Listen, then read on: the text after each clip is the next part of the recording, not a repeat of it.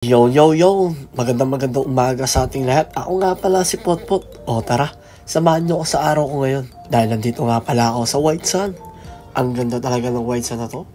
Ay, medyo hindi nga lang maaraw. Pero, ang lamig.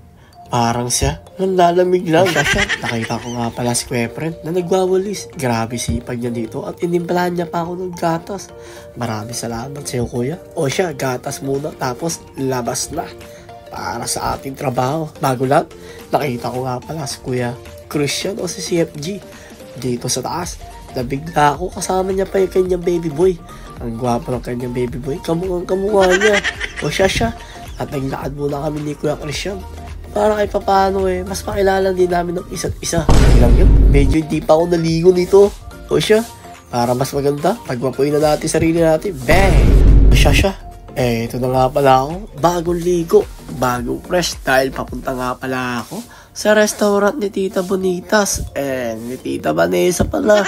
O siya, napunta na nga din ako dun dahil hinahanda ko na nga si Goy Goy.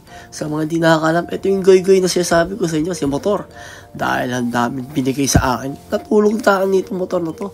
Binigyan na ako ng pera nito para kung saan marami akong gamitin sa mga pangangailangan ko. O siya. Nasa biyahe na nga pala ako dito. And shoutout nga pala sa mga kuya ko na to. Dahil ang babait na sisipag. Pinadaan nila ako at inaayos na yung daanan. Shoutout sa inyo, kuya. Bukod sa babait na kayo, nagpapadaan pa kayo. Masya. At nandito na nga pala kami sa Bonitas Kitchen. Pero bago yun, hindi pa kasi ako makain. Plano ko munang kumain sa labas. Syempre, shoutout nga pala sa manager nila.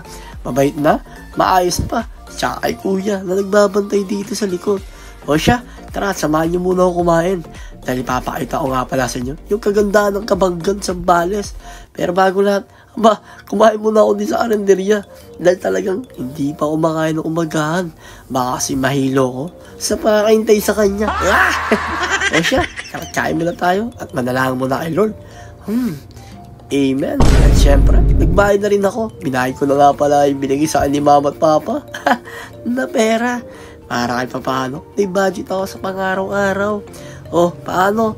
At papunta na nga din ako sa bayan dito. Sa mga nakakilala sa akin, dito sa mismong bayan ng Kabanggan.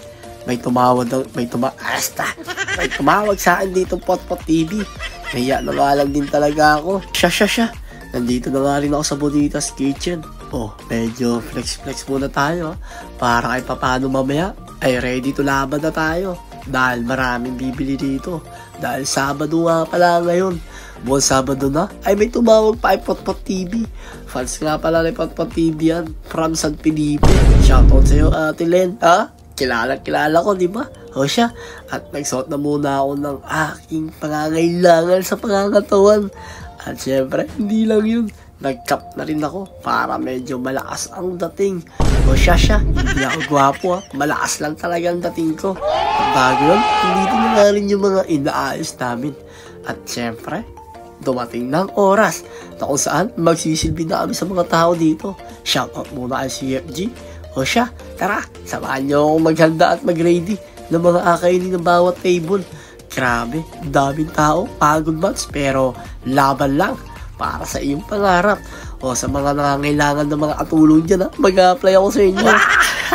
O siya. O, paano? Kain na muna tayo. Pero bago lang, ako nga pala si Potpot. O, marami pa ako kwento sa inyo balang araw at sa susunod na araw. O, hanggang sa muli, ako nga pala si Potpot TV. Maraming salamat kay Tita Vanessa soon. Paalam!